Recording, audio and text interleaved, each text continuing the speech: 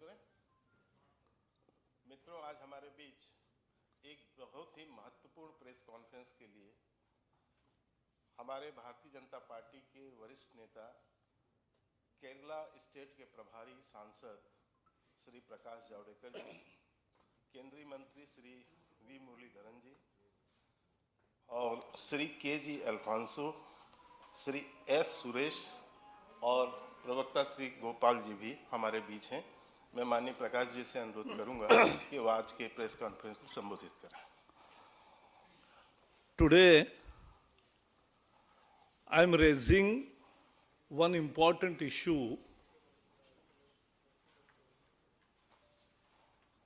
of environment and disaster, environmental disaster, which has happened in Kerala. So as a Kerala Prabhari and as former environment minister, because Kerala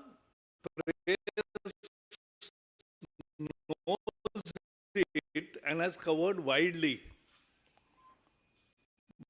But Delhi press has not covered it because they have no full information. Therefore, I have come to you.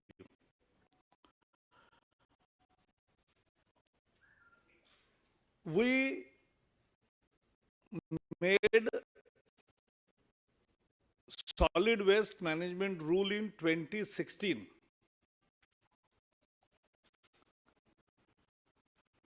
And we notified it in 2016.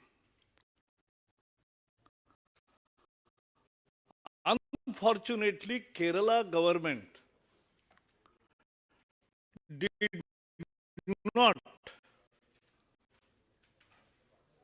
not adhere to the rules, and there is complete mismanagement of waste. Instead of management, it is mismanagement of waste all over Kerala. And therefore, in Cochin, on 2nd March, there was huge fire to the legacy waste. Legacy waste, a huge hill or hillock got created, and on 2nd March it got wildfire and continued for nearly 15 days. There are also charges that the fire was a sabotage, because Kerala government and the waste management processor has not done anything to hide their massive failure. There can be a sabotage also which needs investigation. What is worst is lakhs of people in Cochin have suffered. They had cough, vomiting, nausea, skin and eye irritation, respiratory problems, altered taste, headache, hypertension, fatigue, everything. Thousands of Cochin citizens took private medical because there was no government medical facility,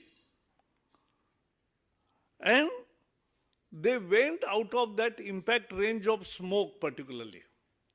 It was contaminated, it had elements of toxin, and so it was very cruel for people of Cochin. Every year, there used to be small fire on this heap of dumped waste, which was not processed at all. It was not segregated at all. And fire department had given very good recommendations every year that there have to be preventive measures. One simple measure is, in waste management, when dump catches the fire, you don't put water on it. because water goes down, seeps, and then creates methane. That is more dangerous. And therefore, soil is used. But this was not followed. Firefighting equipment should be at the site. That was not also there. And how much is the quantity? Only 250 tons per day. And it is spread over 110 acres. I will not go into all technical details now. But I will ask Kerala government to send their officers to Goa and Indore. The same quantity, and there is nothing. It's a wonderful segregation, waste management, and it is in profit. Waste management also can become, waste is wealth, Prime Minister always says. And this they can see in Goa and Indore, the best examples. But never Kerala tried anything like that because their interest was something else, which I will narrate. I am happy that journalists of Kerala, BJP, many other social groups, CPCB, sent their teams to the site and studied the thing. And I am very happy that High Court, Kerala High Court has taken suo motu notice. And there is hearing on. So I am very sure that something good will come out of SC suo motu case. And so many teams went, what they found? No plant. There is no waste processing plant. There is no waste biomining plant. There is no functioning plant at all. There is a dilapidated compost structure which is also non-functional because it was whole corruption and it collapsed in the very first year. So there is no plant, no machinery, no processing, only expenditure. For what? God knows. It's God's own country. It is on the marshy land of Kadambrayar River. It is completely polluted. And that polluted water goes to Info Park, Export Processing Zone, Smart City, and industrial estates. Why this happened?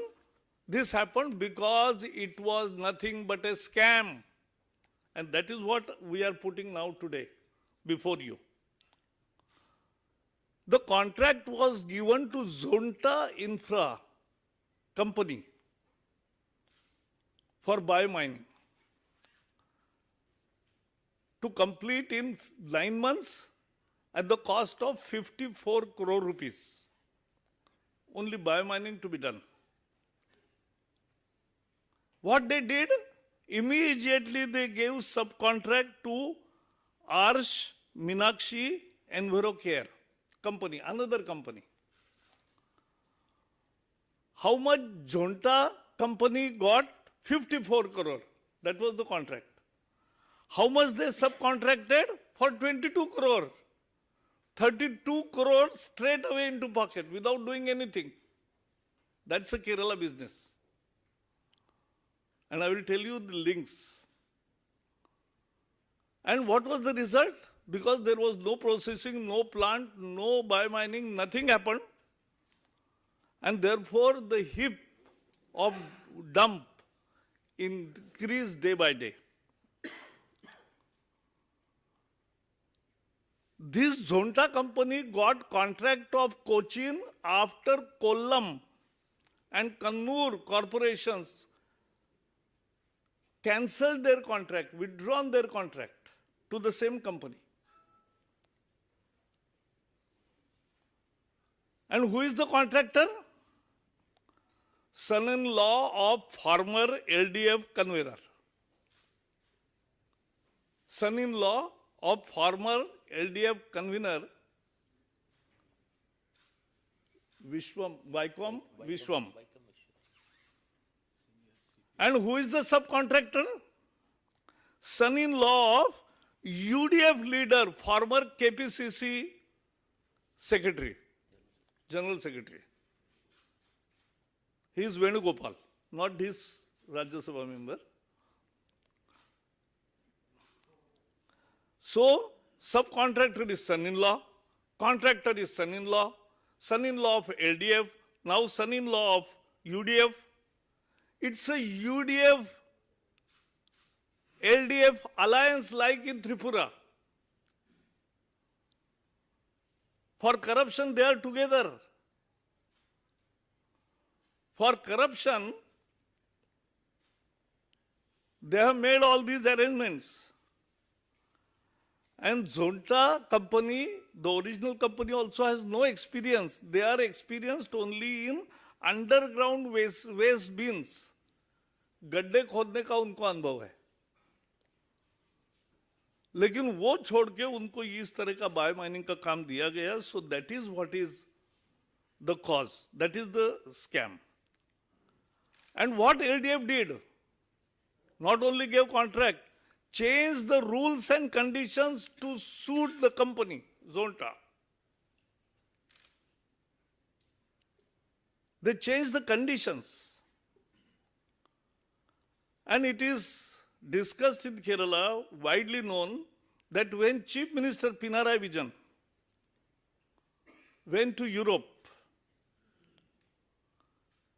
met Zonta company owners. And now this same son-in-law of LDF former convener visited CM with the foreign partners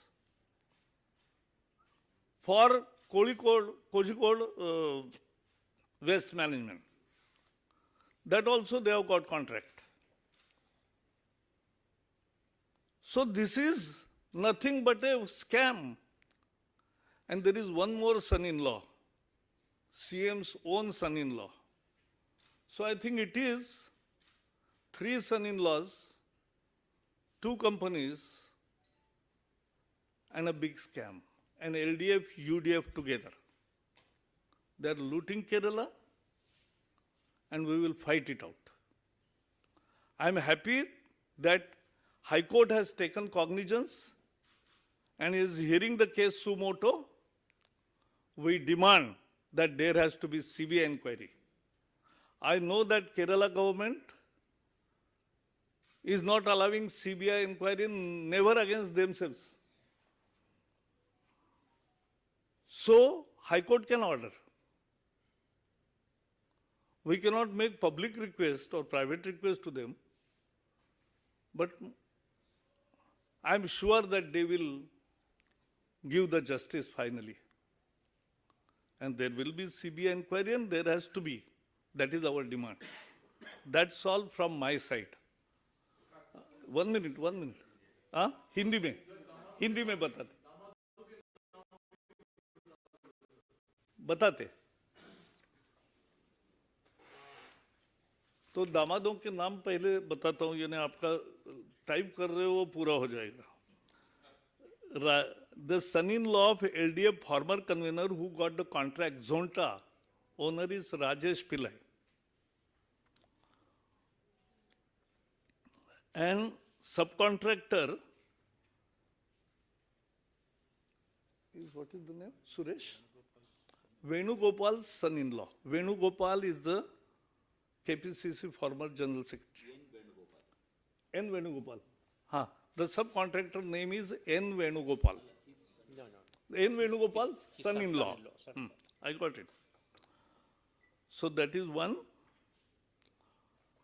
And this is never done. There are 2-3 issues. When Prime Minister has given a clarion call of Swachh Bharat, 130 crore people are participating in it. The Kerala government is doing utter violations of the rules.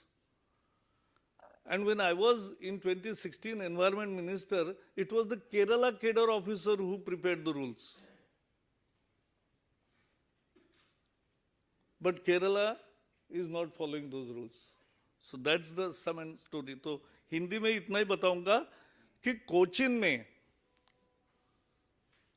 2 मार्च को वहां जो पूरी इकट्ठा की हुई unprocessed waste है, कचरा है, उस कचरे को आग लगी, कचरे के ढेर को आग लगी, वो एक हिल से भी बड़ा हो गया है। और इसमें ये साबोटाज भी हो सकता है क्योंकि कुछ काम नहीं किया है, कुछ प्रोसेसिंग नहीं किया है, कुछ मैनेजमेंट नहीं किया है। तो ये चोरी छुपे कैसे, इसलिए भी आग लगाई जा सकती है, इसकी भी जांच होनी चाहिए। लाखों लोगों को 15 दिन बहुत सहन करना पड़ा। उनके आंखें, उनके रेस्पिरेटरी सिस्टम, उनका skin irritation, vomiting, cough, alter taste, headache, hypertension, fatigue, जो भी है वो सब परिणाम हो गए। और उस परिणामों के कारण ये एक बहुत environment, this is the man made crisis, not a natural calamity. Yesterday's earthquake is a, वो जो कल जो भूचाल हुआ, जलजले का अनुभव लोगों ने किया, वो प्राकृतिक आपदा है। लेकिन ये प्राकृतिक आपदा नहीं है, यह मानव निर्मित संकट है। और एक शहर का कितना कचरा होता था, 250 टन पर डे, 200 रोज 250 टन होते थे। वो 250 टन 110 एकड़ में फैला के रख के उसकी टेकड़ी एक हिल बन गई, पहाड़ बन गया। केरल गवर्नमेंट को अगर सचमुच कोई इच्छा थी कि अच्छा करे तो इंदौर में जाते, वहां बहुत बड़ा पहाड़ बना था, उसका बहुत सुंदर गार्डन में रूपांतर हुआ है। नो लीगेसी वेस्ट, कोई कचरा नहीं है वहां। गोवा में जाते, किस तरह से मैकेनिकली पीपीपी प्रोजेक्ट में वो पूरा कचरे का सेग्रीगेशन करते हैं, प्रोसेस करते हैं, उससे कंपोस्ट भी निकलता है, उससे बाकी भी मटेरियल निकलता है, एवरीथिंग गेट्स रिकवर्ड। और वो सब करके फायदे में भी है, कचरा उनको पैसा कमा के दे रहा है, उसी में से बिजली पैदा करते हैं, उसी आधी बिजली 31,000 यूनिट रोज करते हैं, उसमें 15,000 यूनिट पे इनका प्लांट चलता है, 16,000 यूनिट वो बेचते हैं इलेक्ट्रिसिटी बोर्ड को। तो ये अच्छे उदाहरण भी देश में बहुत है। बीजेपी की टीम गई, सीपीसीबी की टीम गई, अनेक संस्थाओं की गई, और पत्रकारों ने भी बहुत अच्छा काम किया।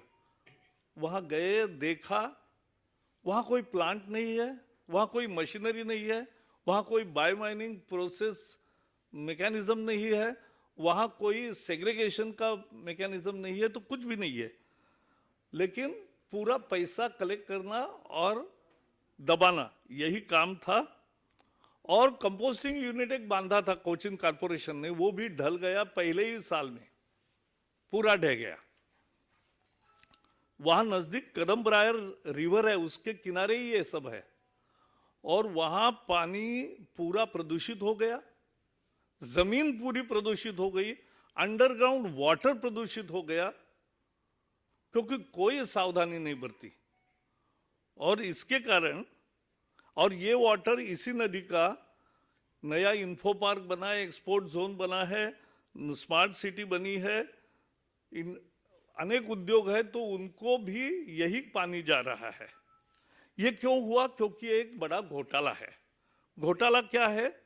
ये झोंटा नाम के कंपनी को ये बायो माइनिंग करने का कॉन्ट्रैक्ट दिया कोचिन कॉर्पोरेशन ने, कि सारी वेस्ट का बायो माइनिंग हो जाए, तो बाकी जो पतरा है, ये टिन है, रबर है, ये है, तो वो सब अलग अलग हो जाएगा, लोग ले जाएंगे, रिसाइकल होगा। उनको 54 करोड़ का दिया, लेकिन उन्होंने दूसरे दिन कॉन्ट्रैक्ट मिलते ही क्या किया? सब कॉन्ट्रैक्ट दे दिया। किसको? अरश मीनाक्षी एनवायरल केयर, मेरे प्रेस नोट में वो नाम है, आपको कोई चिंता करने की जरूरत नहीं। उनको 22 करोड़ में दिया, यानी बिना कुछ किए 32 करोड़ रुपए पॉकेट में जाते हैं। और ये कौन है, उसके लिए सारे नियम बदले, शर्तें बदली। ये शर्तें बदली सरकार ने क्योंकि ये एलडीएफ के पूर्व कन्वीनर जो थे, जो रूलिंग एस्टेब्लिशमेंट है उनका पूर्व कन्वीनर के दामाद है। यहां भी दामाद, वहां भी दामाद। और जो सब कॉन्ट्रैक्टर दिया वो कौन है? वो यूडीएफ का फॉर्मर केपीसीसी जनरल सेक्रेटरी। तो ये यूडीएफ और एलडीएफ का कंबाइंड भ्रष्टाचार है। जैसे उनका त्रिपुरा में अलायंस था, केरल को लूटने में भी उनका अलायंस है। और जोंटा को कोई एक्सपीरियंस नहीं था। दूसरे अनेक अच्छी कंपनियां आकर काम करना चाहती थी, लेकिन उनको आने नहीं दिया। और लोग कहते हैं कि सीएम जब यूरोप के दौरे में गए थे तो इस कंपनी के मालिक और प्रमुख लोगों को मिले थे। और सबसे बात है ये कि कोल्लम केरल की ही कॉरपोरेशन है और कन्नूर, इन दोनों ने इनका काम देख के झोंटा का काम उनको बेदखल किया, उनका कॉन्ट्रैक्ट रद्द किया। लेकिन कोचिन में नहीं हुआ और अब कोड़िकोड का भी उनको देने के लिए खुद सीएम भी इंटरेस्ट लेके काम कर रहे हैं।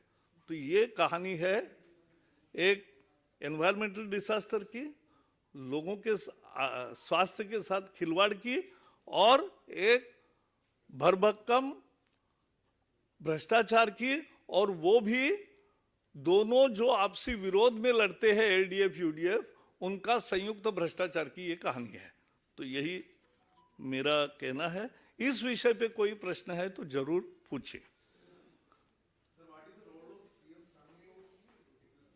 Who?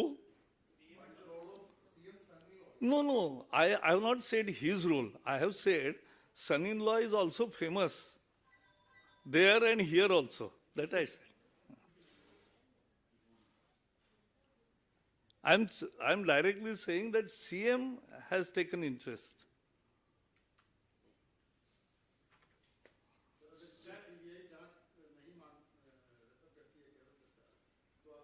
नहीं, केरल सरकार नहीं करेगी, लेकिन हाईकोर्ट में चल रहा है मामला, तो हम आशा तो कर ही सकते हैं ना कि हाईकोर्ट कहेगी।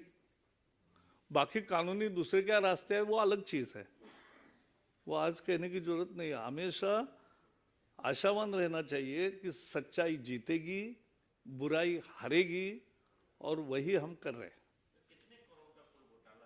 कुल घोटाला का अंदाजा आप लगाएंगे क्योंकि अनेक शहरों में है और इनके भी अनेक शहरों में प्लांट है, तो देखेंगे। लेकिन ये तो जो कंपोस्ट प्लांट बनाया वो ये रुपए का मुद्दा नहीं है, लोगों के स्वास्थ्य के साथ खिलवाड़ है, वेस्ट मैनेजमेंट का खिलवाड़ है, स्वच्छ भारत के विरोध की बात है। और जनता चाहती है कि वेस्ट मैनेजमेंट प्रॉपर हो और वहां कुछ न हो, ये मुद्दा। It's a failure of civic organization, governmental failure. It's a government failure of state government where they have not adhered to and not made a serious plan of implementing 2016 waste management rules. That is the story. So my question is to Vimo Gideon, sir. So there are reports of security being downgraded at British High Commission. नहीं, वो आज नहीं, वो बाद में मिलो आप। ऐसा है, my policy everybody knows it, कि आज यही टॉपिक, आपको धन्यवाद देख के मैं आपके साथ चाय पीऊंगा, लेकिन आज दूसरा बाइट नहीं होगा। और कल परसों कभी भी आओ, we are ready. Every day one topic, बाद में हो जाता है। कभी भी मेरे घर आपका स्वागत है, आइए। हाँ बताओ। नहीं, वो आज नहीं मैं बोलूंगा। ऐसा है, आपको हमारे ऐसे विषयों पर कभी बाइट देना होता है तो आपको तुरंत मैसेज आता है और तुरंत बाइट देते हैं, तो चिंता मत करिए, आप कोई विदाउट प्रतिक्रिया नहीं रहेंगे। अरे वही है, 1 मिनट। अरे भाई रोज, अरे भाई पेपर में 100 न्यूज होती है, तो 100 क्वेश्चन मेरे भी होते हैं, लेकिन आज केवल ये मुद्दा है। Thank you very much. हाँ बोलो ना। आपका जो इस पर सवाल है वो कहा जाएगा ये मैं बता सकता हूँ, लेकिन पूछिए पूछिए। जी जी। कोयला घोटाला से आपने शुरू किया था, जमीन घोटाला, और यहाँ पर आप आ गए खदान घोटाला में। तो ये आप क्या साबित करना चाहते हैं कि लेफ्ट और कांग्रेस दोनों करप्शन में वहां पर लिप्त है और भाजपा बिल्कुल, यही बिल्कुल हमारा कहना है और अनुभव है केरल की जनता का कि एक बार एलडीएफ लूटी है, एक बार यूडीएफ लूटी है, अब उन्होंने नया फॉर्मूला किया है कि दोनों मिलकर लूटते हैं। और दूसरी बात उसमें यह है कि LDF and UDF are two sides of the same coin. वो केरल में कुश्ती, वेंकैया का वाक्य याद आया मुझे, केरल में कुश्ती और बाकी जगह दोस्ती। Let us see our advocates what they do, but I can expect as a citizen and as party karyakarta, I can expect that High Court can give order. So let us see. Let us wait what happens.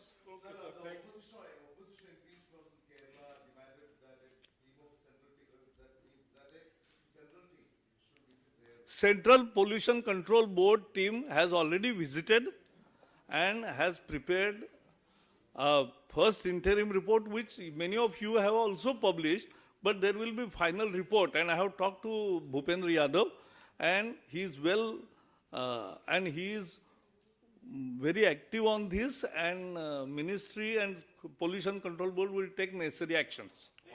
NGT has also fined Kochi Corporation, and there is a matter going on in NGT itself. That is what I said. It is not a natural calamity. That is why I came here. It is not a natural calamity. It is a man-made disaster out of monumental corruption. Okay, sir. Thank you. Thank you. Center will take actions. Thank you. Chalo.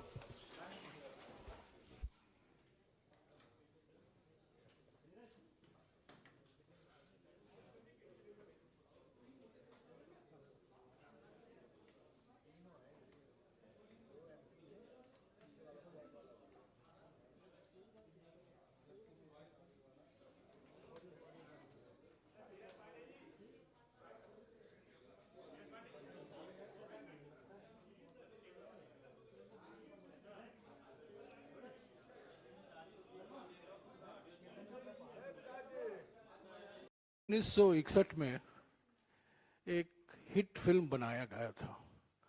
उस film का नाम था जब प्यार किसी से होता है, देवानंद और आशा पारेख। और उस फिल्म का एक हिट गाना था, आपको भी याद होगा, 100 साल पहले मुझे तुमसे प्यार था, आज भी है कल भी रहेगा। आज मुझे वो गाना याद आता है। 100 सवाल पहले जेपीसी की मांग थी, आज भी है और कल भी रहेगी। आज आप जानते हैं कि 5 फरवरी से रोज हम 3 सवाल प्रधानमंत्री से पूछते आ रहे हैं। आज 100 सवाल पूरे हो गए। ये सवाल हम अडानी से नहीं पूछ रहे हैं, ये सवाल हम प्रधानमंत्री जी से पूछ रहे हैं, सरकार से पूछ रहे हैं। इन 100 सवालों के बारे में जो संदर्भ है, कैसे तैयार किया गया, मेरे साथी अमिताभ दुबे इस पर आपको जानकारी देंगे, क्योंकि ये पिछले 1.5 महीने से सुबह दोपहर शाम रात इन सवालों में लगे हुए हैं। मैं कहना चाहता हूं कि सुप्रीम कोर्ट ने जो समिति बिठाई है, विशेषज्ञों की समिति, जाने माने विशेषज्ञ हैं,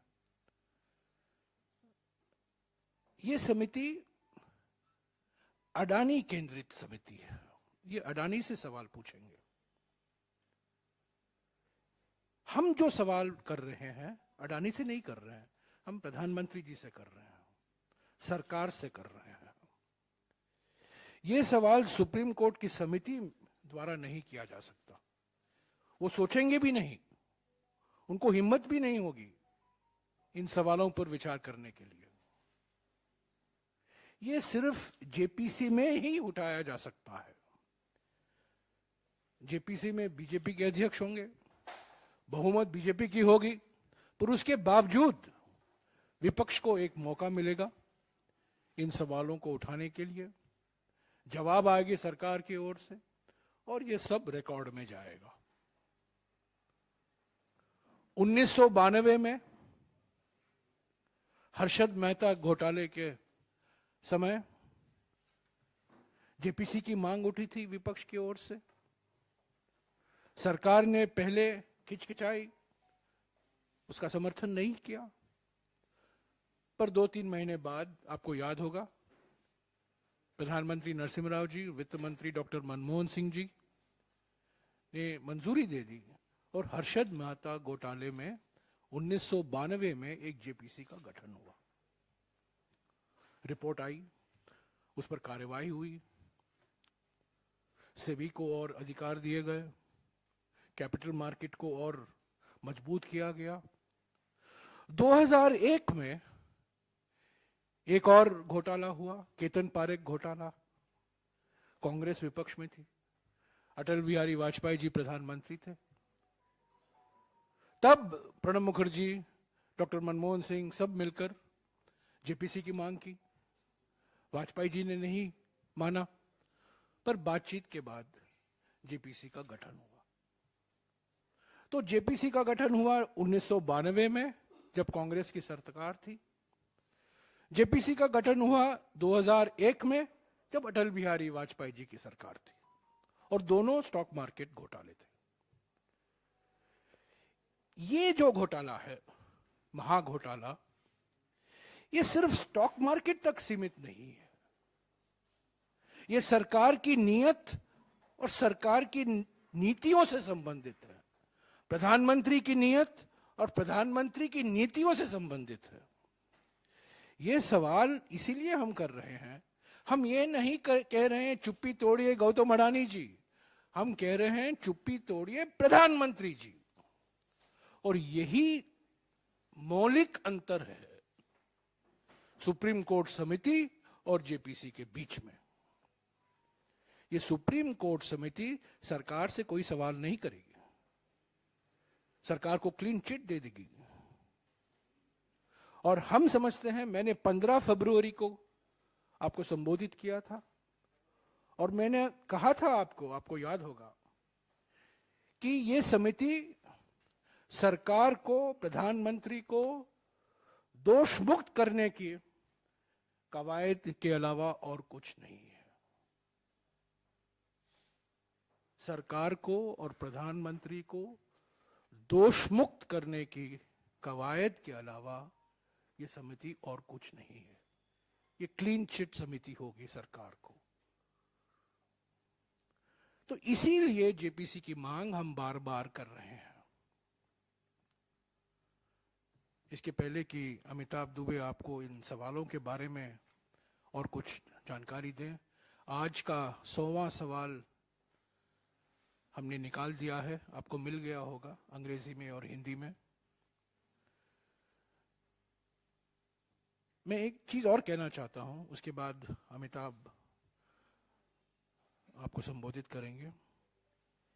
ये जो प्रयास किया जा रहा है पिछले 3-4 दिनों से कि एक फॉर्मूला ढूंढा जाए, एक बीच का रास्ता ढूंढा जाए, एक मिडिल पाथ ढूंढा जाए कि विपक्ष जेपीसी की मांग वापस ले ले तो बीजेपी राहुल गांधी जी की माफी की मांग वापस ले लेंगे। ये हमारे लिए बिल्कुल हम मंजूर नहीं है। इन दोनों के बीच में कोई ताल्लुकात नहीं है, कोई रिश्ता नहीं है।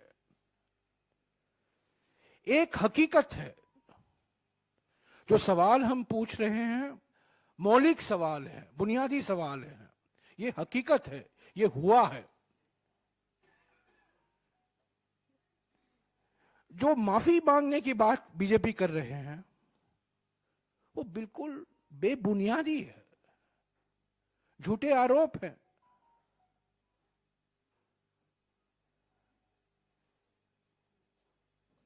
तो इन दोनों के बीच में ये कहना कि आप ये वापस लीजिए तो हम माफी मांगने की बात वापस लेंगे, हम सौदा करने के लिए तैयार नहीं है। इन दोनों के बीच में कोई रिश्ता नहीं है। राहुल गांधी जी ने स्पीकर को लिखा है, लोकसभा के रूल 357 के तहत उन्होंने मांग की है कि उनको एक मौका दिया जाए बोलने का, उनका लोकतांत्रिक हक बनता है। स्पीकर उस पर क्या निर्णय लेंगे वक्त ही बता पाएगा। पर यह कहना कि एक फॉर्मूला है, ये फॉर्मूला हम पहचानते नहीं हैं, हम स्वीकारते नहीं हैं। यह हमसे बिल्कुल सहमत नहीं है, क्योंकि ये जमीन आसमान का फर्क है जेपी किसी की मांग और माफी की मांग के बीच में। ये माफी की मांग जो बात आ रही है बार बार, ये इसीलिए कहा जा रहा है ताकि ध्यान अडानी घोटाले से हटाया जाए, ताकि जो प्रधानमंत्री की प्राथमिक जिम्मेदारी है, नियत है, नीतियां हैं, जिसकी वजह से ये घोटाला हुआ है, उससे ध्यान हटाया जाए। डिस्टॉर्ट, डिफेम, डाइवर्ट, प्रधानमंत्री की भाषा में इस्तेमाल कर रहा हूं। 3D, प्रधानमंत्री 3D, 5T, 4S ऐसे बोलते रहते हैं। मैं प्रधानमंत्री को कहना चाहता हूं 3D है, डिस्टॉर्ट, डिफेम एंड डाइवर्ट। उन्होंने राहुल गांधी जी के बयानों को डिस्टॉर्ट किया, राहुल गांधी जी को डिफेम किया, बदनाम किया, और अभी डाइवर्ट करना चाहते हैं अडानी के मामले से। तो मैं अमिताभ दुबे जी से निवेदन करूंगा कि आपको कुछ जानकारी दें इन 100 सवालों के बारे में, और आगे क्या रास्ता होगा इन 100 सवालों को लेकर। अमिताभ। थैंक यू जयराम जी। जैसे कि जयराम जी ने कहा, आज हमने 99 सवाल प्रधानमंत्री जी से पूछ रखे हैं और आज 100 नंबर का सवाल है। और हमारा उद्देश्य आज ये है कि हम प्रधानमंत्री जी से पूछें कि जो अनेक जांच एजेंसियां हमारे देश में हैं, जिनका दुरुपयोग लगातार हुआ है विपक्ष के खिलाफ, सिविल सोसाइटी के खिलाफ, इंडिपेंडेंट माइंडेड बिजनेसेस के खिलाफ, उनका सही उपयोग कब करने वाले हैं। आपको मैं याद दिलाऊंगा कि 2016 में 5 सितंबर 2016 में चीन में G20, आजकल G20 की मीटिंग चल रही है यहाँ पे, चीन में G20 की मीटिंग के समय मोदी जी ने क्या कहा था। We need to eliminate safe havens for economic offenders, track down and unconditionally extradite money launderers, and break down the web of excessive banking secrecy that hides the corrupt and their deeds. अब आप सब जानते हैं कि क्या-क्या इसके बाद निकला है अडानी ग्रुप के बारे में। हिंडनबर्ग रेवलेशंस के बाद कई पत्रकारों ने लगातार इसकी कवरेज की है और काफ़ी कुछ निकल के आया है। सेबी की बात करते हैं। पहली एजेंसी है सेबी। उनकी अन्य जांच चल रही हैं, लेकिन मैं आपको याद दिलाना चाहता हूं कि 2007 में ये जो जयराम जी ने केतन पारेख घोटाले के बारे में जो जेपीसी के बारे में कहा था, 2007 में सेबी ने कहा था उस घोटाले के संदर्भ, SEBI promoters of Adani Capital aided and abetted Ketan Parekh entities at manipulating the stock market. अब आप जानते हैं कि 2019 और 2022 के बीच अडानी ग्रुप की स्टॉक मार्केट कैपिटलाइजेशन 1000% बढ़ी। ये एक बड़े ग्रुप के लिए एक बहुत हाई स्पीड है। ये छोटे स्टार्टअप्स कर सकते हैं, लेकिन इतना बड़ा ग्रुप जब होता है तो रेड फ्लैग्स आने चाहिए। अब ये कैसे हो सकता है कि सेबी ने इसके बारे में कुछ किया नहीं, जबकि केतन पारेख मामले में बिल्कुल यही पैटर्न दिखाई दे रहा है। तो हम प्रधानमंत्री जी से पूछना चाहते हैं, हालांकि सेबी एक क्वाज़ी जुडिशियल सेपरेट बॉडी है, लेकिन क्या उस पर कुछ दबाव आया कि ये जांच लॉजिकल कंक्लूजन तक नहीं ली गई। दूसरी बात जो है, हम सब जानते हैं कि अन्य शेल कंपनीज जो हैं अडानी ग्रुप से जिनका रिश्ता है, मोंटेरोजा है, इलारा इंडिया अपॉर्चुनिटीज फंड है। मोंटेरोजा के 37,000 करोड़ इन्वेस्टमेंट था अडानी ग्रुप में, इलारा का 24,000 करोड़ इन्वेस्टमेंट था अडानी ग्रुप में। ये जो राउंड ट्रिपिंग और मनी लॉन्ड्रिंग के आरोप हैं, ये क्लियरली दिखाई देता है कि इसमें ये सारी रिलेटेड पार्टीज थी। जैसे कि मोंटेरोजा के सीईओ का अडानी फैमिली से रिश्ता है, जो इलारा ग्रुप है उसका क्लियर रिश्ता है विनोद अडानी जी से और अडानी ग्रुप से। तो इसकी जांच कब होगी, कैसे होगी, ये हम जानना चाहते हैं। अब इन्फोर्समेंट डायरेक्टरेट को लीजिए। जैसे कि मैंने कहा, इन्फोर्समेंट डायरेक्टरेट ने तो कई केसेस लगा रखे हैं विपक्ष के खिलाफ।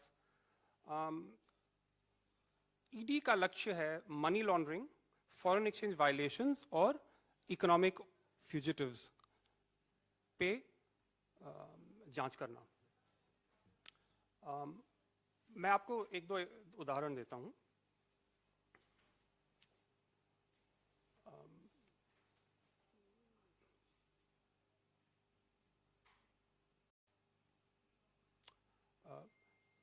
एक चीनी नागरिक है चांग चुंग लिंग, इनका अडानी ग्रुप से लंबा रिश्ता है।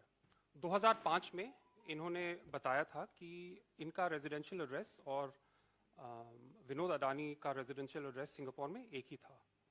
उनके खिलाफ आरोप लगाया गया है कि नॉर्थ कोरिया के sanctions, UN sanctions north Korea पे लगे हुए हैं। इसका वायलेशन उन्होंने एक अडानी फंडेड शिपिंग कंपनीज के साथ किया था। आप सब जानते हैं नॉर्थ कोरिया का ताल्लुक चीन और पाकिस्तान के साथ किस प्रकार का है। इनकी एक फर्म है गुडामी इंटरनेशनल। कुछ साल पहले इन्फोर्समेंट डायरेक्टरेट ने अपने आरोप पत्र में अगुस्ता वेस्टलैंड घोटाले, जो हेलीकॉप्टर का घोटाला था कुछ साल पहले, इस कंपनी का नाम उस घोटाले में 2 आरोप पत्रों में था। तीसरे आरोप पत्रों में किसी तरह यह गायब हो गया। तो हम जानना चाहते हैं कि ऐसे रिश्ते जो हैं अडानी ग्रुप के, इनकी जांच हो रही है, इनके बारे में कुछ कार्रवाई होगी कि नहीं। ईडी एक और कंपनी है अक्रोपोलिस ट्रेड एंड इन्वेस्टमेंट। आप जानते हैं कि अंबुजा सीमेंट का टेक ओवर पिछले साल हुआ था और हमें पता चला, आप सबको पता है कि विनोद अडानी इनके अल्टीमेट बेनिफिशियल ओनर्स हैं। बहुत सारी शेल कंपनीज हैं, लेकिन ये पता चल गया कि मतलब उन्होंने डिक्लेयर किया, ये बात छुपाई नहीं, कि वो अल्टीमेट बेनिफिशियल ओनर हैं।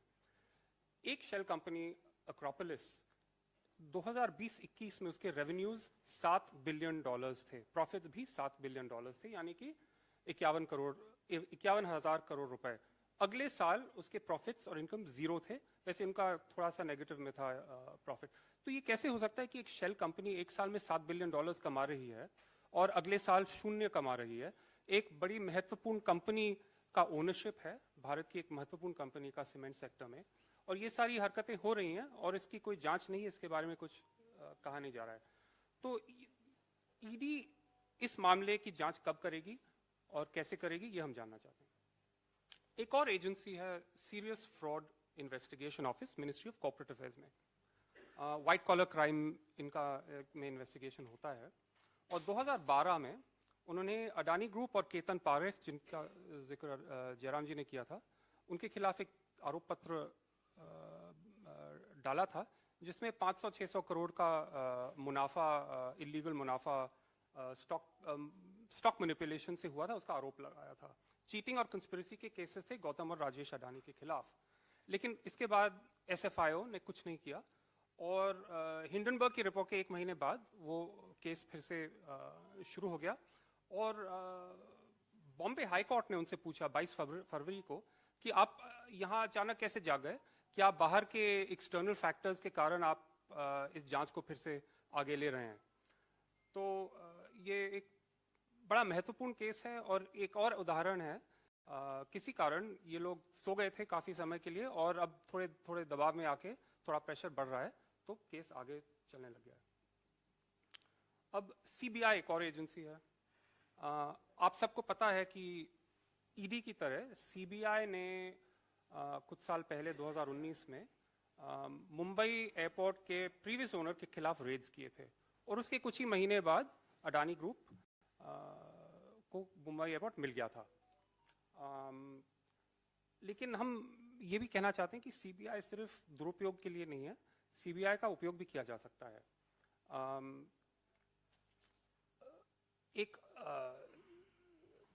एक उदाहरण है झारखंड का एक केस कि झारखंड में अडानी ग्रुप का गोड्डा में एक पावर प्लांट बना है, वो बांग्लादेश के लिए।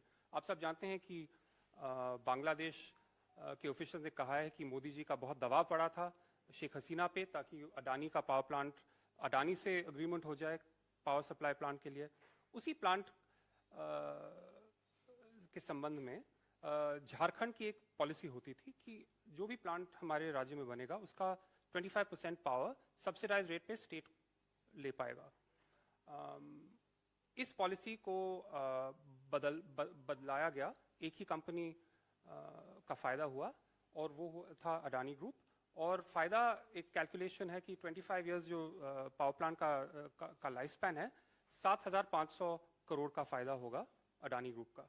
अब ये पॉलिसी जो कई सालों से चल रही थी, बदली कैसे, किसने इस पे दबाव डाला, ये इसकी जांच जरूर होनी चाहिए क्योंकि ये पैसा सीधे झारखंड के कंज्यूमर्स की जेब से आ रहा है। एक और उदाहरण देता हूँ। सीबीआई की एक इंक्वायरी हुई थी कि दुबई बेस्ड एक कंपनी ने साउथ कोरिया और चीन से 9,000 करोड़ का पावर इक्विपमेंट खरीदा था, लेकिन उसका एक्चुअल वैल्यू 3,500 करोड़ निकला, 3,600 करोड़ निकला। तो ये ओवर इन्वॉइसिंग का केस था और डीआरआई, रेवेन्यू इंटेलिजेंस और सीबीआई ने इसकी जांच की थी और ये क्वांटिफाई भी किया था कि 5,500 करोड़ साइफन आउट हुआ है इंडिया के और सीधे विनोद अडानी से लिंक्ड कंपनीज का फायदा हुआ है। अब सीबीआई ने 2015 में अपनी जांच बंद कर दी। उन्होंने कहा ज्यूरिसडिक्शनल इश्यूज, क्योंकि ये महाराष्ट्र राज्य से संबंधित है और हम एक ही राज्य का में इन्वेस्टिगेशन नहीं कर सकते, लीगल आर्ग्यूमेंट था। लेकिन एक दूसरा केस था ओवर इनवॉइसिंग ऑफ इंडोनेशियन कोल, वो भी महाराष्ट्र में ही था और वो चलता गया क्योंकि कोई दूसरी कंपनी से संबंधित था, कोई दिल्ली वाली कंपनी थी। तो ये बड़ा सिलेक्टिव सा उनका अप्रोच है कि जहां भी अडानी ग्रुप को फायदा होता है वो केस बंद हो जाता है या पॉलिसी बदली जाती है और जो किसी और कंपनी से संबंधित कोई कार्रवाई चल रही है वो आगे चलती रहती है। अब सीबीआई और क्या देख सकती है? आप सब जानते हैं कि सितंबर 2021 में एक श्रीलंकन कैबिनेट स्पोक्स, मतलब श्रीलंका की बात कर रहे हैं, वहां के कैबिनेट स्पोक्सपर्सन ने कहा कि India has nominated the Adani group for Colombo ports west container terminal. कुछ ही दिन पहले फॉरेन मिनिस्टर अली सबरी श्रीलंका के जो हैं उन्होंने कहा था कि this is a government to government contract, यानी कि इंडिया ने नॉमिनेट किया है अडानी को, इंडिया ने सिलेक्ट किया है अडानी को, इंडिया ने इस प्रोजेक्ट दिया है अडानी को। लेकिन कुछ ही दिन बाद दबाव में आके प्रेशर आया तो उन्होंने कहा नहीं मैं आपने मिस इंटरप्रेट किया है। एक और उदाहरण देता हूँ श्रीलंका के बारे में। सेलोन इलेक्ट्रिसिटी बोर्ड के चेयरमैन एक मर्सिफ फर्डिनांडो हैं, उन्होंने श्रीलंकन पार्लियामेंट में बयान दिया कि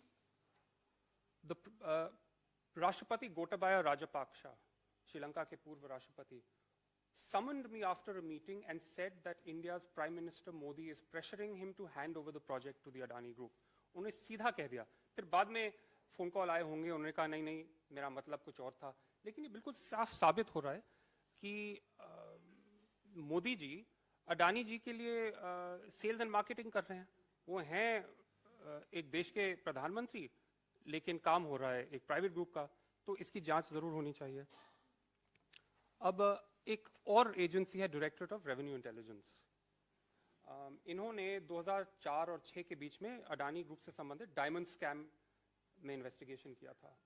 उसमें गौतम अडानी के छोटे भाई राजेश अडानी और उनके brother in law Sameer Vora के खिलाफ diamonds, circular trading of diamonds और ओवर इनवॉइसिंग, जो पहले ओवर इनवॉइसिंग का तो लंबा चल रहा है, इस बार डायमंड्स में था।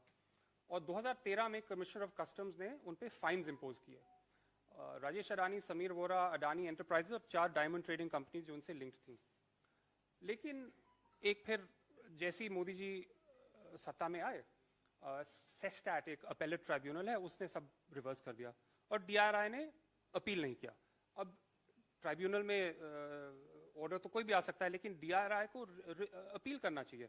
जैसे कि एक और जो पावर इक्विपमेंट केस था, मैंने बताया था 5500 करोड़ का, डीआरआई ने उसको अपील किया था लेकिन इसे रहने दिया। फाइनली एक और एग्जांपल देता हूं, इंडोनेशियन कोल का। यहाँ भी अडानी ग्रुप के खिलाफ आरोप है कि उन्होंने इंडोनेशियन कोल का ओवर इन्वॉइसिंग किया है और डीआरआई ने कई देशों को लेटर्स रोगेटरी भेजे कि हमें इंफॉर्मेशन चाहिए, लेकिन इसका कुछ हुआ नहीं है क्योंकि अडानी ने अपोज किया है, केसेस चल रहे हैं और डीआरआई कुछ ज़्यादा एनर्जी नहीं दिखा रही। तो मेरा ये मतलब है कि हमारे पास इतनी जांच एजेंसीज हैं, SEBI, enforcement directorate, SFIO, CBI, directorate of revenue intelligence, ये लगातार दूसरी कंपनियों के खिलाफ इस्तेमाल किए जाते हैं, विपक्षी पार्टियों के खिलाफ इस्तेमाल किए जाते हैं, सिविल सोसाइटी के खिलाफ इस्तेमाल किए जाते हैं, लेकिन जो उनका उद्देश्य है, जिस कारण के लिए उन्हें स्थापित किया गया था, सोए पड़े हैं या ढंग का काम नहीं कर रहे। तो मेरे पास और भी बहुत उदाहरण हैं, मैं ज़्यादा डिटेल्स में अभी जाना नहीं चाहता। जैसे कोल में गवर्नमेंट पॉलिसीज कैसी बदली गई, पोर्ट्स में कैसी बदली गई, एयरपोर्ट्स तो आपको पता ही है।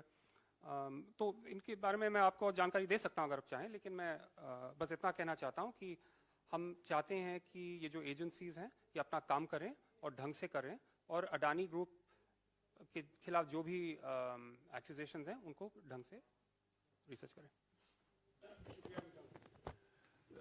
एक सारांश में आज जो हमारा 100वां सवाल है, ये एक सारांश का सवाल है और इन 5 एजेंसी जो अभी अभी अमिताभ ने गिनाया आपको, SEBI, enforcement directorate, directorate of revenue intelligence, DRI, SFIO, serious frauds investigation office और सीबीआई, इन 5 एजेंसियों के हम सवाल जो उठते हैं हमने सारांश में दिया है आज। और मैं नहीं समझता हूं, हम नहीं समझते हैं कि ये जो सुप्रीम कोर्ट की समिति है, इन सवालों और ऐसे सवालों पर ये उनका विषय है, उनका मन भी नहीं रहेगा इस पर विचार करने का और उनके टर्म्स ऑफ रेफरेंस में भी ये शामिल नहीं है। ये ऐसे सवाल जो उठते हैं, जैसा कि मैंने पहले कहा, फिर भी दोहराऊंगा, ये सवाल हम प्रधानमंत्री से कर रहे हैं, ये सवाल हम सरकार से कर रहे हैं, ये सवाल जो उठते हैं उनकी नीयत और नीतियों पर उठती हैं और ये सवाल सुप्रीम कोर्ट की समिति द्वारा जवाब नहीं मिल सकता। मिसाल के तौर से जिस तरीके से हवाई अड्डों का निजीकरण हुआ है, नीति आयोग ने कहा कि सिर्फ एक कंपनी को 2 हवाई अड्डे के ऊपर नहीं देना चाहिए, पर सारे के सारे 6 जो बेचे गए हैं वो सिर्फ एक ही ग्रुप यानी कि अडानी ग्रुप को बेचे गए हैं। बंदरगाहों का निजीकरण जो हो रहा है, जो आप देख रहे हैं, ऐसे सवाल सिर्फ जेपीसी के माध्यम से ही इस पर रोशनी डाल सकते हैं और इसका जवाब जो निकलेगा सिर्फ जेपीसी में जो बातचीत होती उसी से निकल सकता है। तो साथियों, ये आज रहा हमारे लिए तो एक मील पत्थर है। हमने जब शुरुआत की थी हम उम्मीद नहीं रखते थे कि हम 100 पहुंच पाएंगे, पर हमें इतना मटेरियल मिला और इतने कई क्षेत्रों में हमें जानकारी देते रहे कि हमें अभी मुश्किल पड़ा जिसको हमें शामिल करना है और जिसको हमें थोड़ा अभी के लिए पीछे रखना है। तो ये रहे हैं 100 सवाल प्रधानमंत्री से अडानी घोटाले के बारे में, जो सिर्फ जेपीसी ही इस पर विचार कर सकती है। हमारी मांग है कि जेपीसी का गठन हो, ये मांग बरकरार रहेगा पार्लियामेंट के अंदर और पार्लियामेंट के बाहर। शुक्रिया। आपने 100 सवाल पूछ लिए, सरकार आपके एक सवाल का भी नोटिस नहीं ले रही है। सरकार ने एक सरकार ने बीच में कहीं नोटिस लिया है। मैं आपको मिसाल देता हूं। हमने सवाल उठाया था श्रीलंकन के विदेश मंत्री के बयान पर। जब हमने सवाल उठाया था, कुछ ही घंटों बाद और या अगले दिन उन मंत्री श्रीलंका के विदेश मंत्री का इंटरव्यू दूरदर्शन में आया। और उन्होंने कहा कि भारत सरकार की कोई भूमिका नहीं है कि हमने अडानी को चुना। हालांकि उनका पहला इंटरव्यू अलग था।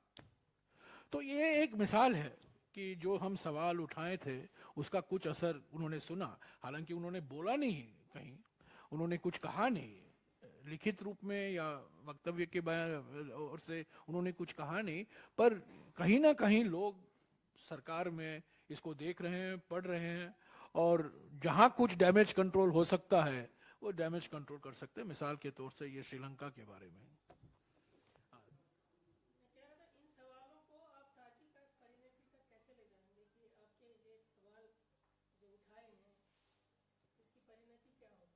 नहीं, अभी देखिए ये 100 सवाल तो हमने उठाए हैं, इसको हमें आगे ले चलना है, राजनीतिक तौर से हमें ले चलना है, हमारे संगठन की ओर से हम इसको आगे ले चलेंगे। ऐसे तो प्रदर्शन हुए हैं, प्रोटेस्ट हुए हैं अलग अलग राज्यों में, पर देखते जाइएगा, ये हमारे लिए एक महत्वपूर्ण मुद्दा है, ये राजनीतिक मुद्दा है। ये सिर्फ स्टॉक मार्केट से जुड़ा हुआ नहीं है, ये सरकार की नीयत और सरकार की नीतियों से जुड़ा हुआ है। और इसको हम यहाँ तक ही नहीं रखेंगे, इसको हम जरूर राजनीतिक तौर से संगठन के माध्यम से इसको आगे ले चलेंगे, जनता के बीच में हम जरूर इसको ले जाएंगे।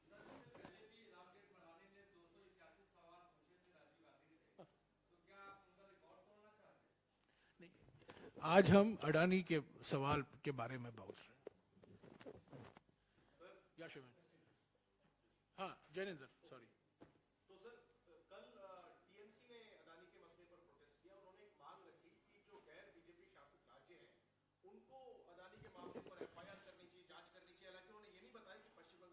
मुझे हंसी आती है इसको देखकर, मुझे हंसी आई।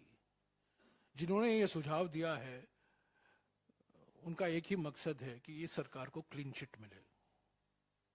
ये जो सवाल उठते हैं इस घोटाले में, अभी अभी अमिताभ ने आपको कहा है, सेबी, क्या राज्य सरकार सेबी के बारे में कुछ कर सकती है? ईडी, क्या राज्य सरकार कुछ कर सकती है ईडी के बारे में? डीआरआई, क्या राज्य सरकार की कोई भूमिका है? सीरियस फ्रॉड्स इन्वेस्टिगेशन ऑफिस, उसमें क्या राज्य सरकार की भूमिका है?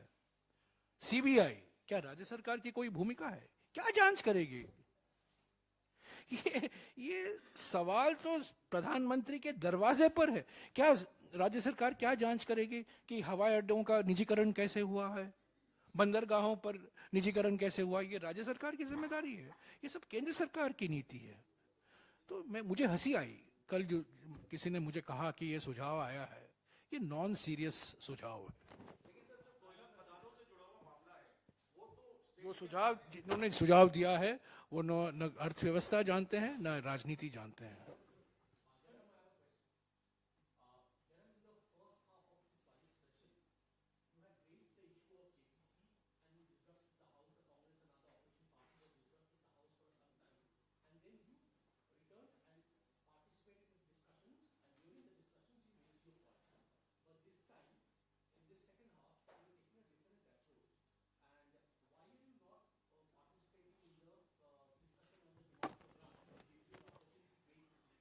It's a wrong question to ask.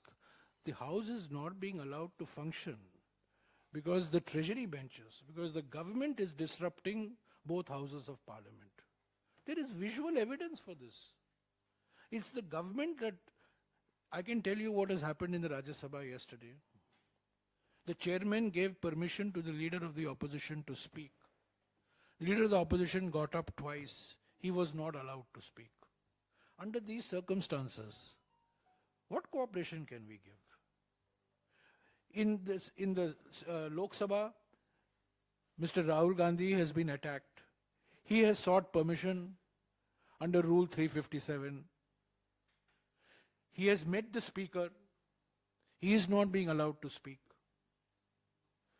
I mean, if you want a way out of this impasse, there is only one way out, that Mr. Rahul Gandhi is permitted under Rule 357 to make a statement. Mr. Ravi Shankar Prasad was allowed to make a statement in 2015 when charges were hurled at him by the then chief whip of the Congress party, Jyotiraditya Scindia, who is now, of course, a union minister. And Mr. Ravi Shankar Prasad was allowed to make, and Mr. Gandhi has quoted that precedent in his letter. So if the government is serious, allow him to make a statement, allow him to refute the baseless charges that have been hurled at him by senior ministers on the floor of the House, and then we will then the House will function. But the JPC linking the JPC demand, which goes back to the 5th. When did we start our questions, Amitabh? 5th of February. We started our question started on the 5th of February.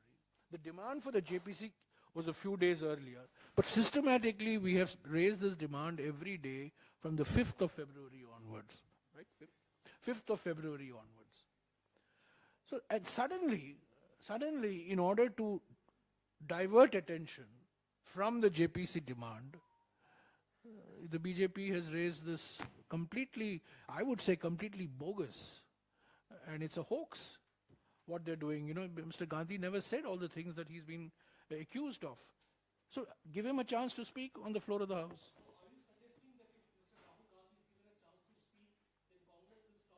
I am not suggesting anything. I am saying the first order of business in Parliament is to give Mr. Rahul Gandhi under Rule 357 of the Lok Sabha an opportunity to defend him, I won't say defend himself, to respond to these scurrilous and baseless comments. And how is the leader of the House in the Rajya Sabha allowed to raise this issue of a member of the Lok Sabha? It's never happened. It's never happened. A leader of the House disrupts the Rajya Sabha, gets his members of Parliament to disrupt for a statement made by a member of the Lok Sabha. This has never happened. That's why this whole thing is part of an orchestrated plan to derail and disrupt Parliament, because the government does not want the JPC issue, the JPC into the Adani issue. 1 minute. I'll come back to you.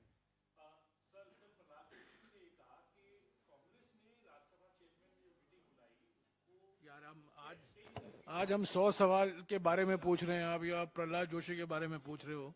Prahlad Joshi को माफी मांगनी चाहिए। प्रहलाद जोशी ने कहा कि भारत जोड़ो यात्रा में जब 8 दिन का हमने ब्रेक लिया था कि राहुल गांधी जी कहीं चले जाएंगे, राहुल गांधी जी दिल्ली में थे और मैंने कहा था माफी मांगिए।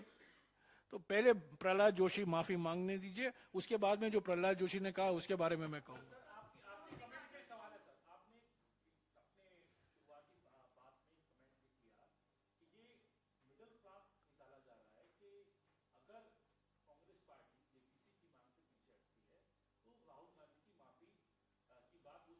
ये अगर मगर नहीं है, ये अगर मगर हमें कोई जानकारी नहीं है।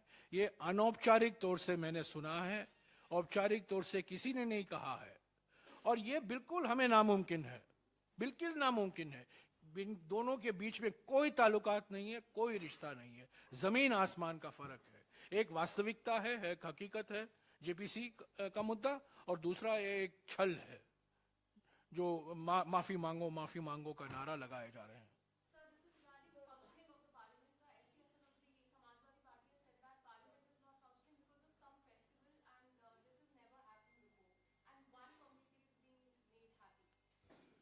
No, I mean, festivals are festivals, okay? Today was not meant to be a holiday when we got the original schedule for the festival.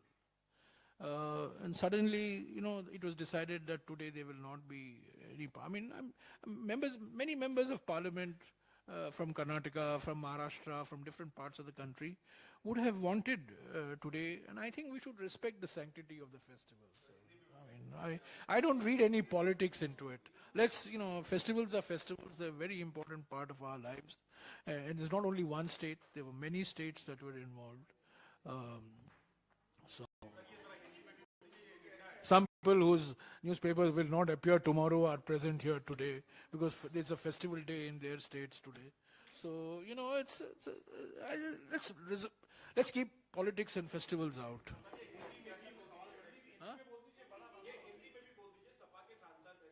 यार ये सवाल अंग्रेजी में किया गया था, इसीलिए मैंने अंग्रेजी में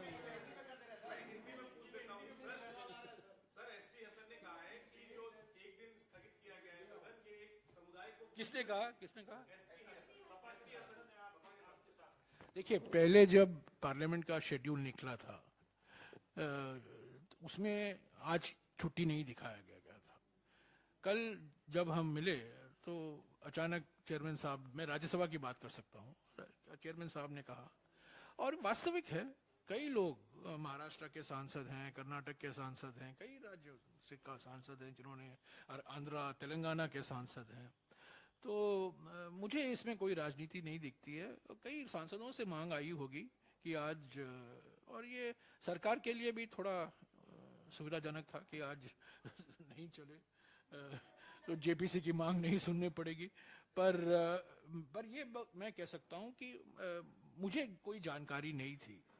जब तक चेयरमैन साहब ने कहा कि कल छुट्टी होगा, हमें कुछ जानकारी नहीं थी। और पहले जो कार्यक्रम प्रकाशित होता है सेशन के पहले, ऐसा नहीं है, उसमें दिखाया गया था कि 22 मार्च, पर मैं इसमें कोई राजनीति नहीं करना चाहता हूं। हमारे देश में त्योहार का विशेष महत्व रखता है सभी लोगों को, और सभी को मैं आज शुभकामनाएं देता हूं।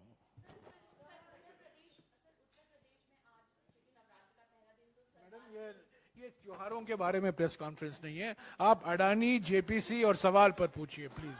ये डाइवर्ट करने की कोशिश मत कीजिए।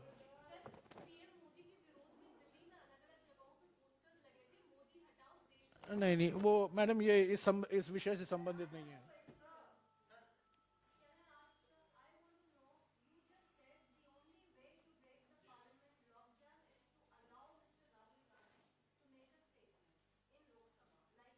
So let him make the statement, no?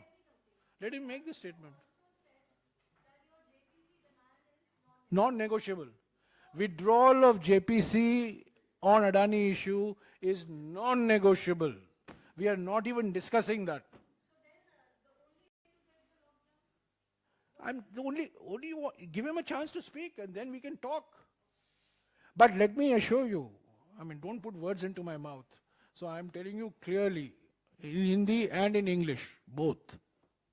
जो हमारी मांग है, अडानी घोटाले में जेपीसी का गठन हो, उसमें हम पीछे नहीं हटेंगे।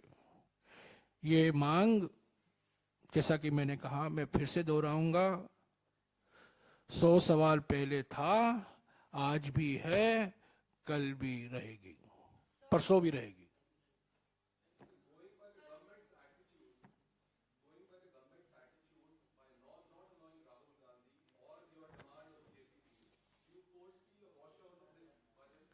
Do I foresee? पार्लियामेंट चलाने की प्राथमिक जिम्मेदारी सरकार की होती है। एक मिनट। प्राथमिक जिम्मेदारी सरकार की होती है।